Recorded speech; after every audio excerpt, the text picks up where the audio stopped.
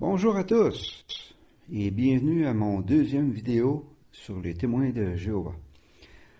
Aujourd'hui, on va parler un peu de l'histoire des témoins de Jéhovah, quoique ils n'ont pas été toujours connus sous ce nom-là. En fait, ça a commencé en 1870, aux alentours de là, avec Charles Taze Russell, qui avait commencé un mouvement qui s'appelait les étudiants de la Bible. D'après Russell, le Christ était de retour de façon invisible depuis 1874 et la destruction de toutes les institutions de ce monde, suivie de l'établissement du royaume de Dieu, était prévue pour 1914. On est en 2021, fait que en 1879, Russell a commencé à publier la revue La Tour de Garde, que tout le monde connaît aujourd'hui, ou presque. Et en 1881, il a fondé sa propre société d'édition, la Watchtower Society, pour diffuser sa revue et sa doctrine. Entre 1880 et 81, la Watchtower a commencé à annoncer que les étudiants de la Bible pourraient être enlevés au ciel en octobre. En octobre 81, bien sûr. Avant la date fatidique, Russell a toutefois commencé à nuancer ses propos. Puisqu'il y a eu beaucoup de critiques contre lui après que la fameuse date soit passée et que rien ne soit arrivé, surprise, surprise, sa femme a contribué à élaborer la doctrine de l'esclave fidèle et avisé, disant que M. Russell était le représentant terrestre de Dieu et de Jésus, et ce qui légitimait ainsi son autorité spirituelle. Lorsque la Première Guerre mondiale a été déclenchée, Russell a interprété cela comme étant le début de l'accomplissement des prédictions à propos des derniers jours. Il a donc annoncé la fin du monde, ou Armageddon, pour 1918, mais il est mort en 1916. Sa mort l'a préservé de la désillusion, mais a laissé ses disciples dans le désarroi, bien entendu, parce que, encore une fois, on est en 2021. En janvier 1917, Joseph Franklin Rutherford est élu en tant que nouveau président de la Watchtower Bible and Tract Society et en 1920, il a entamé une réorganisation complète du mouvement. Il a centralisé l'autorité en transformant en à peine 13 ans les congrégations indépendantes en congrégations sous les ordres de la Société Watchtower. Et il a fait de la diffusion de son message l'activité principale des congrégations. En 1919, une nouvelle revue a été lancée qui s'appelait L'Âge d'Or, qui est plus tard devenu le Réveillez-vous. En 1932, Rutherford a modifié l'élection locale des dirigeants de chaque congrégation, aussi connue sous le nom d'anciens. Auparavant, les anciens étaient élus par chaque congrégation. Maintenant, il fallait que tous les élus soient approuvés par lui avant d'être nommés. Et finalement, en 1938, toute illusion de démocratie a été abolie alors que le mouvement est devenu une théocratie. C'est-à-dire que l'ensemble de l'organisation est officiellement dirigé par Jésus-Christ. OK. Mais dans la pratique, Rutherford est le seul dirigeant visible. Ah oui, vive le pouvoir. Le livre de 1917, Le mystère accompli, annonce la destruction des religions pour 1918, suivie d'une période d'anarchie généralisée pour 1920. En 1920, la brochure des millions de personnes actuellement vivantes ne mourront jamais met en avant, comme cela avait été déjà fait en 1917, la résurrection des prophètes comme Abraham, Isaac, Jacob, Joseph, etc., ainsi que le début du millénaire pour 1925. Ce livre est traduit en 11 langues et devient rapidement un gros vendeur, ce qui marque le début d'une importante campagne de prédication de porte en porte. Toutefois, l'année 1925 passe sans que les événements annoncés se produisent. Non, t'es pas sérieux. Plus tard, Rutherford a défendu une interprétation de la Bible qui contribue à couper ses fidèles des autres chrétiens, c'est-à-dire des autres religions, et de leur environnement. L'isolement social par excellence. Durant sa présidence, il interdit de nombreuses pratiques. la célébration de Noël, la célébration des anniversaires, la célébration de la fête des mères, le salut au drapeau, Pâques, etc., etc., etc. De plus, toute participation à la vie politique est prohibée. Fait que ça laissait les étudiants de la Bible complètement isolés du reste de la société. En 1931, le mouvement a finalement pris le nom de Témoins de Jéhovah pour se démarquer des autres étudiants de la Bible, entre guillemets. Il se démarque encore un peu plus du reste de la chrétienté lorsqu'en 1936, la croix devient considérée un objet païen. Rutherford déclare alors que Jésus est mort sur un poteau. Ça n'a pas l'air de grand-chose, mais c'était, comme j'ai dit, pour se différencier des autres religions chrétiennes. L'important travail de restructuration du mouvement, la non-réalisation des prophéties, comme 1925, et le durcissement de la doctrine donne lieu à de multiples séparations parmi les étudiants de la Bible qui sont restés plus fidèles aux enseignements de Charles Taze Russell. Fait qu'il y a eu beaucoup de troubles, hein? Tout au long de sa présidence, Rutherford est critiqué pour son mode de vie. Fait que c'est ça. Dans la grande crise économique des années 20, M. Rutherford avait 2 Cadillacs, des maisons de luxe, des mansions et même une villa à San Francisco qui s'appelait Beth Sarim, ce qui faisait contraste avec le mode de vie de sacrifice qui était encouragé chez les témoins de Jéhovah. On lui reproche en outre ce que l'on considérait comme une consommation excessive de boissons alcoolisées. Fait qu'il prenait un coup. Il y a eu aussi des rumeurs, quoique jamais prouvées, je spécifie, mais qu'il y a eu plusieurs relations adultères, c'est-à-dire qu'il a trompé sa femme à plusieurs reprises. En 1933, avec l'arrivée des nazis au pouvoir en Allemagne, les témoins de Jéhovah ont été interdits dans ce pays. Pour faire que les témoins de Jéhovah aient le droit de pratiquer leur religion, la société Watchtower a envoyé une déclaration de fait rédigée par les dirigeants américains, directement à Adolf Hitler. Cette déclaration est ouvertement antisémite et s'accompagne d'une lettre vraiment têteuse qui était adressée à Hitler lui-même.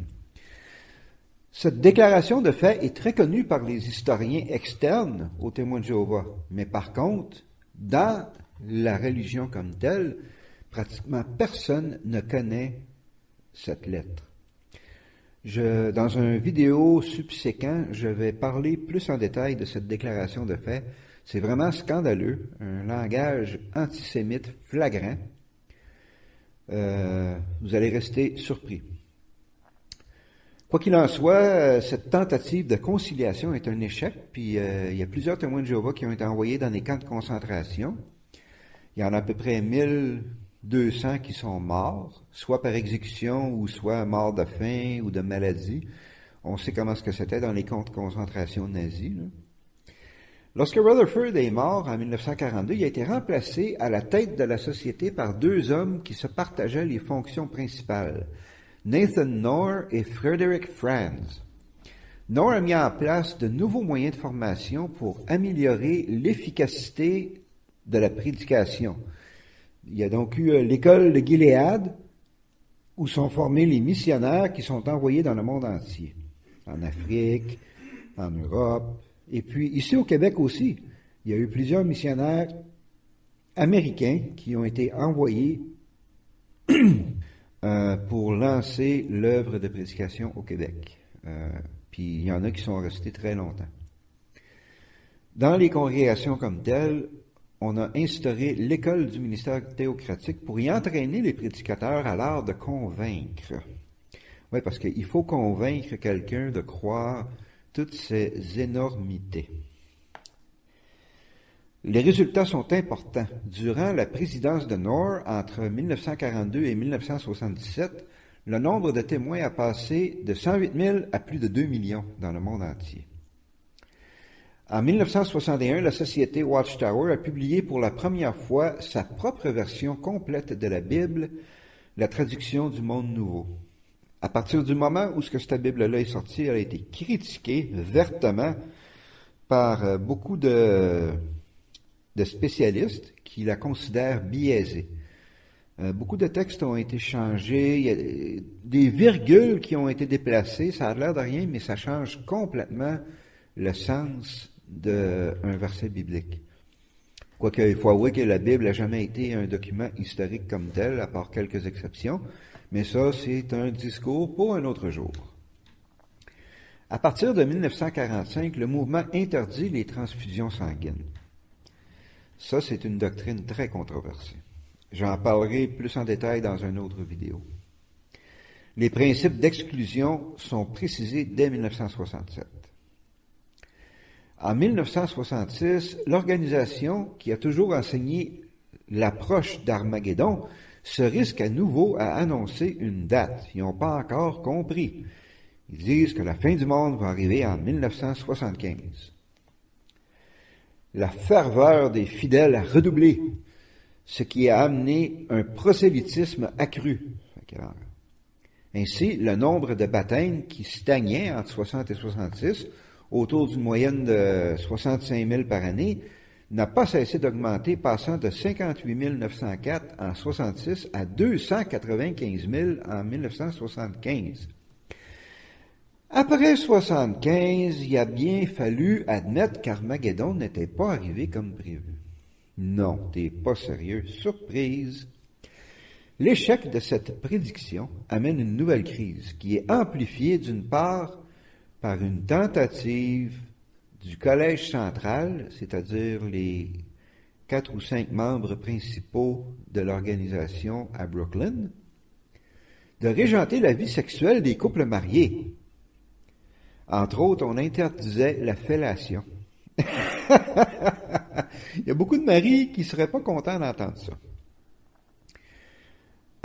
D'autre part, il y avait aussi une interdiction de consommer du tabac. Ça, c'est pas nécessairement une mauvaise chose, mais beaucoup de gens ont vu ça comme une invasion de leur vie privée.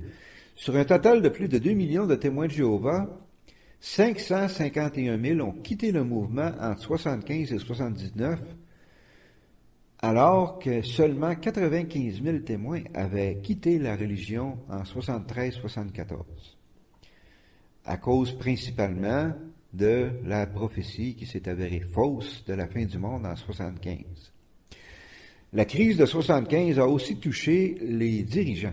Une réforme interne en 76 a enlevé l'essentiel des pouvoirs au président et les a donnés au Collège central.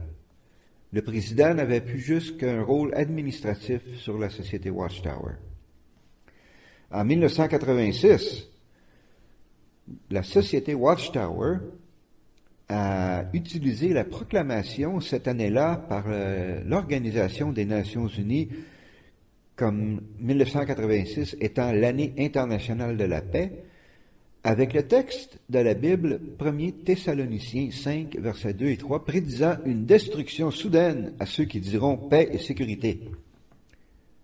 Oh, fait que l'ONU était devenue l'ennemi. Mais, en 1992, ils se sont affiliés secrètement en tant qu'organisation non gouvernementale à l'Organisation des Nations Unies.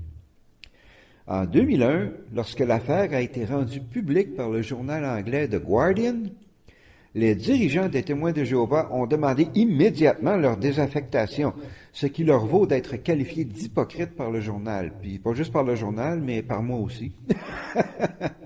Oui, les Nations Unies, c'est les grands méchants, c'est une bête féroce. Mais on va faire un deal avec eux autres parce qu'on va avoir accès à leur bibliothèque. Mais on ne le dira pas à personne.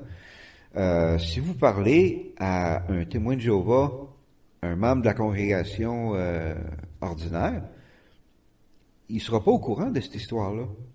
Parce que la société a fait bien attention de maintenir le secret absolu là-dessus.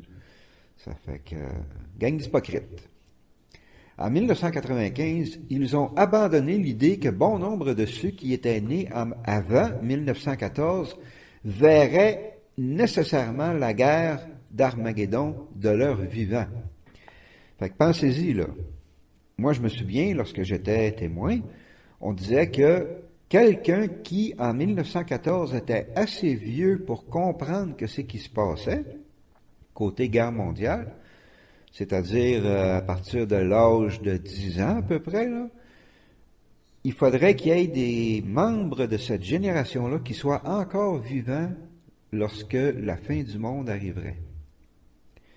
Alors, faites le calcul, on est en 2021, comme je l'ai répété une couple de fois au cours de cette vidéo. Même si quelqu'un était né le 31 décembre 1914, il aurait aujourd'hui, laissez-moi faire le calcul, je ne suis pas bon en mathématiques, mais en 2014, il y aurait eu 100 ans. Donc, en 2021, il y aurait 107 ans. Ils ont été obligés d'abandonner cette doctrine-là, bien évidemment. Par contre, ils continuent à dire que la fin approche. Puis plus récemment, bien entendu, ils se servent de la pandémie du coronavirus pour propager cette idée. En 2004, lorsque la valeur de l'immobilier atteignait des hauteurs incroyables à New York, les témoins de Jéhovah ont déménagé leur siège mondial. Ils ont vendu tous leurs édifices qui étaient à Brooklyn. Et puis, ils ont fait un profit de 2,2 milliards, pas millions, là, milliards de dollars. En 2009, ils ont acheté un terrain à Warwick, dans l'État de New York, pour y reloger leur siège mondial. Le coût de la construction du nouveau siège est estimé à 11,5 millions de dollars. Aujourd'hui, l'organisation des témoins de Jéhovah est gérée par le groupe central, le collège central qui se trouve à Warwick. Ce sont 8 hommes. Dans d'autres vidéos que je ferai à l'avenir, je parlerai plus en détail de certains de ces individus. Vous allez en apprendre des vertes et des pas mûres. Pour l'instant, je vous laisse avec ceci. Et puis la semaine prochaine, je vais plonger un petit peu plus en profondeur dans les doctrines et les croyances des témoins de Jéhovah. Alors, jusqu'à ce moment-là, je vous souhaite une bonne journée, une bonne semaine. Et puis, si vous aimez cette vidéo, s'il vous plaît, donnez-moi un j'aime et partagez. N'hésitez pas à partager avec vos amis, avec vos connaissances. Je veux que ce message soit répandu partout au Québec parce que je pense que c'est très important. Merci beaucoup de m'avoir écouté et à la prochaine.